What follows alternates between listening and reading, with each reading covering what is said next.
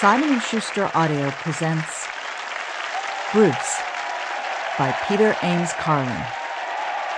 Read by Bobby Cannavale, with an introduction and endnote by the author. Prologue: The Gut Bomb King. The first time anyone called Bruce Springsteen the boss was in the early weeks of 1971, in the dining room of a chilly apartment on the edge of downtown Asbury Park.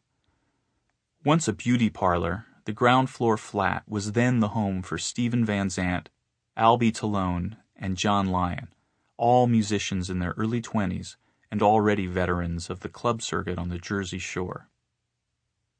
Their house became a nexus in Asbury Park's rock scene. When they threw open the door for their weekly Monopoly games, the place filled quickly. Gary was a regular, so was Big Bad Bobby, Danny, Davy, and a dozen others. Bruce had a particular talent for the rogue brand of Monopoly they played.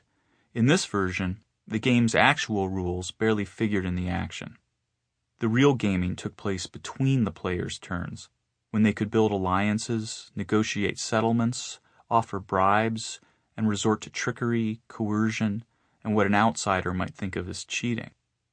And this was where Bruce excelled, due both to his shifty powers of persuasion and the leverage provided by the sacks of candy bars, ring-dings, and Pepsis he brought with him. Funny what a young man, when hungry and presented with 2 cream-filled cupcakes of sheer chemical deliciousness, will agree to when it's 2 a.m. and he's really, really hungry. And so Bruce won enough Monopoly games to inspire the others to dub him the Gut Bomb King.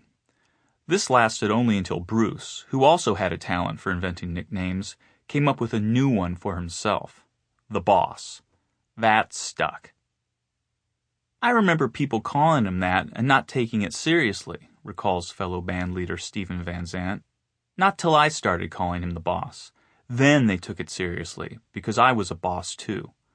So when I started calling him the Boss, the vibe was, if Stevie's doing it, there's something to this." Hearing this now, Bruce cackles cheerily. "I'll leave you with that," is all he says.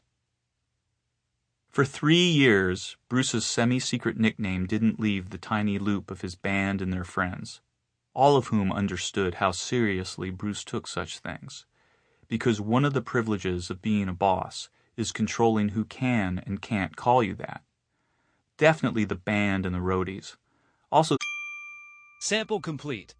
Ready to continue?